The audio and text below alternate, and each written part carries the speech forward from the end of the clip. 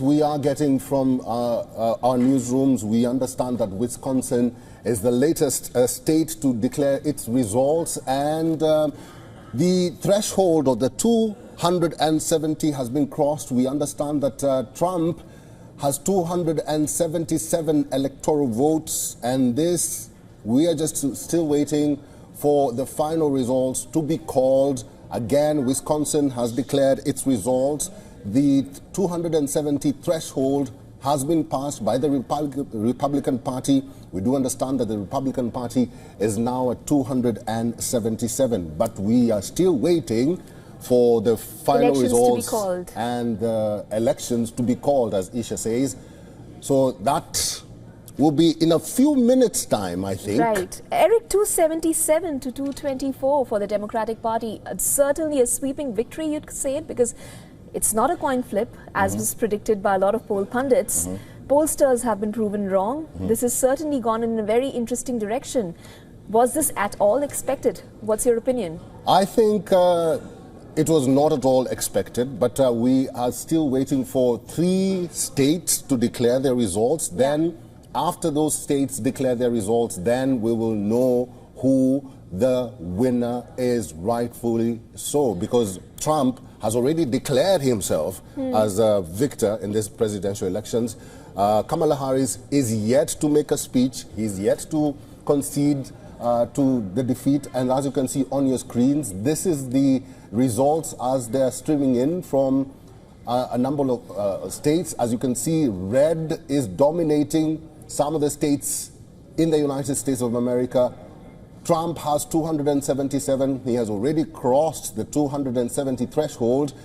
The Democratic Party has 224 votes for Kamala Harris. Kamala Harris, like I said, the Democratic candidate, presidential candidate, is yet to make a speech or is yet to concede defeat to Donald Trump. Right. Eric, also very interesting to see how the voters have voted.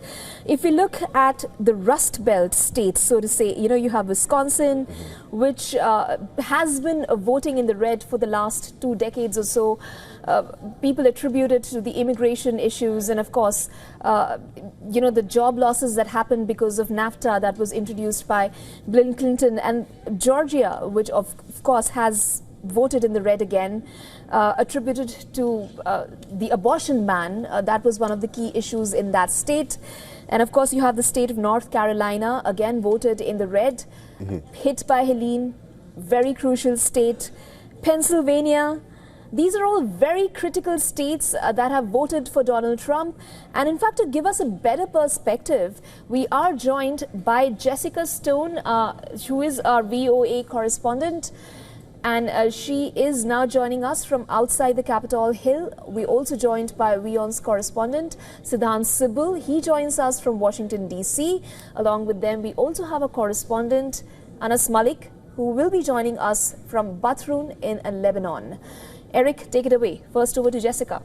Jessica, how is the mood where you are right now? Because as we had, Donald Trump did declare his victory speech. We are yet to hear from Kamala Harris. But how is the mood there? It's almost dawn in the United States. Yeah, and if Americans have stayed up like yours truly to watch the results come in, they would not be as surprised as those who will just wake up to this news, because while some of them may have gone to bed with a tied race, they certainly are waking up to a very different picture than they went to bed with. I want to just point out some of the numbers that we're seeing. You know, you pointed out the Electoral College vote numbers, but I'm looking also at the third-party votes, and we have about 2 million Americans who went for third-party candidates. Often we have seen in past elections that can take away votes from one party or the other. For example, Ross Perot taking votes away from George Bush in the 90s. And so we'll have to see how those votes break down and whether or not those contributed in some part to what we saw with Kamala Harris's loss. But she did not perform as strongly as Joe Biden did in the very same areas. And we saw Trump overperform as much as by 2 points in the suburbs, in the rural areas, and even in some urban areas. Jessica, just to get the point clear, this third party, are you talking about the independents, and how did they perform, really? There are a number of third-party candidates. We had a Green Party candidate, an independent, and a libertarian, and some others. And collectively, adding up the number of just raw votes they got, it was about 2 million votes. And that could be very potentially important to point out because the margins were going in so slim. In fact, earlier in my reporting, I was pointing out that 1% of undecideds could swing it in one way or the other. But what we do know about the people who went for Trump is they uniformly said, the economy is my biggest issue. I don't believe that I am as good as I was 4 years ago, which is a classic campaign line that's used by both parties. Are you better now than you were 4 years ago? The answer for a majority of Americans who went for Trump is no. Jessica, for voters who voted on issues related to economy, how do you concur their logic with economists, several economists pointing out that a Trump presidency would perhaps lead to inflation, A? Secondly, have the results so far thrown any surprises when you compare them to previous election cycles? Well, those are two very big questions as it happened. Let me take the first one first. I would say that on the economy, yes, economists will point to certain numbers and say, actually, this economy is much stronger than many other economies coming out of the COVID pandemic. However, that is not how Americans feel. They see higher gas and grocery prices, just basic food staples. A majority of the Americans that went for Trump say that their family finances are in trouble and they are not doing as well as they were 4 years ago. And so how Americans feel on the economy does tend to be how they vote. And I would point out that wages haven't kept up for many of these folks. Even though unemployment is down, interest rates are still high. They are lower than they were, but they are, they're not making a lot of money on their money is how I should put it. And so, Americans don't feel as strong economically as they did before. And that's just a reality. It doesn't have to be factually based. It's definitely their feeling. And we see higher housing prices in many of the major cities in particular, and that's playing into this as well.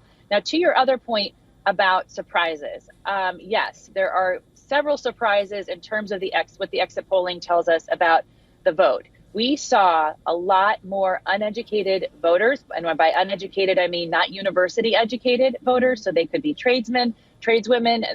They just don't have a bachelor's degree in university. They came out. More of them came out to vote and more of them voted for Trump. We saw Latino men come out in force for Trump, which was very unusual. We haven't seen that in 5 election cycles. And we also saw rural voters come out in the early vote much stronger than they have in four years ago. And part of that is just the Trump campaign efforts to get more Republicans to early vote.